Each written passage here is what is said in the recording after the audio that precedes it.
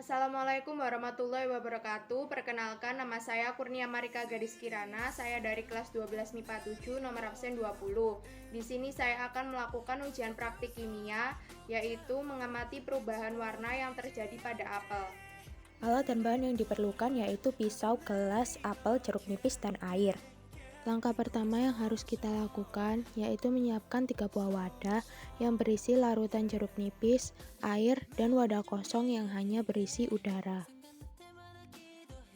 Lalu potong apel menjadi 3 bagian.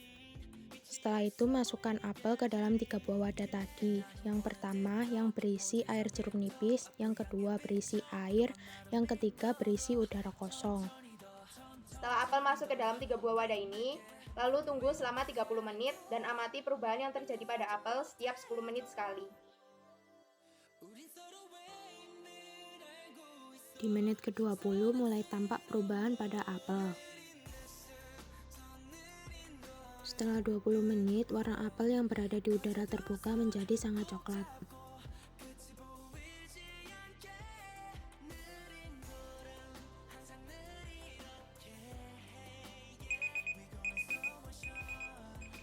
Setelah 30 menit, keluarkan apel dari ketiga buah wadah tadi.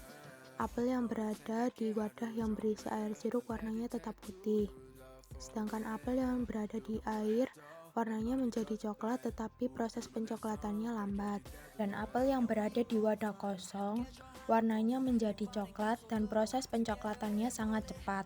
Setelah apel kita masukkan ke dalam 3 buah wadah ini, kita biarkan apel di ruangan terbuka selama 15 menit. Lalu kita amati perubahan apa yang akan terjadi pada apel, apakah warnanya menjadi lebih coklat atau tetap sama seperti sekarang.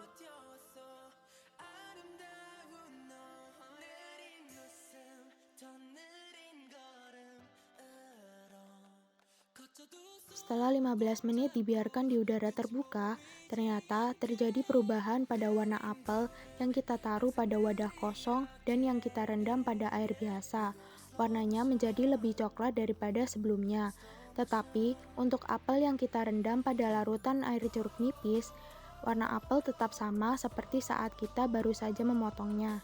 Setelah melakukan percobaan tadi, pasti kalian bertanya-tanya, kenapa warna apel berubah menjadi kecoklatan saat dibiarkan di udara terbuka dan saat direndam di air biasa. Peristiwa tadi dinamakan reaksi Browning enzimatik, yang termasuk ke dalam salah satu peristiwa reaksi redoks, utamanya oksidasi. Mengapa hal ini bisa terjadi? Karena apel memiliki suatu enzim yang bernama polifenol oksidase. Pada saat apel dipotong dan daging buahnya terbuka, maka daging buah ini akan terkontaminasi oleh oksigen. Hal ini yang membuat enzim polifenol tadi menjadi aktif dan menghasilkan fenolik. Fenolik akan berubah menjadi ortoquinon atau oquinon yang tugasnya untuk melindungi buah apel dari jamur dan bakteri. Sebenarnya, oquinon ini tidak berwarna, tetapi karena bereaksi dengan oksigen dan asam amino, oquinon ini menghasilkan suatu pigmen yang bernama melanin. Nah, melanin ini yang merubah warna apel menjadi kecoklatan. Adapun reaksinya yaitu 2,4 dihidroksifenol oleh enzim fenolase dan adanya oksigen akan menghasilkan quinon yang kemudian dipolimerisasi dalam serangkaian reaksi dan akhirnya menghasilkan melanin yang berwarna kecoklatan.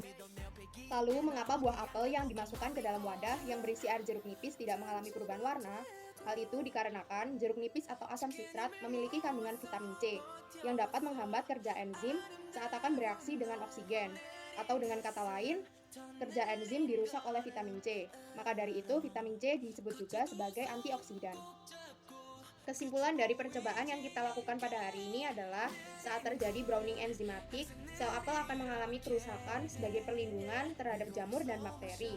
Dan warna apel yang menjadi kecoklatan dihasilkan karena adanya melanin yang ada dalam sel apel. Sekian yang dapat saya sampaikan. Bila ada kesalahan, saya memohon maaf. Wassalamualaikum warahmatullahi wabarakatuh.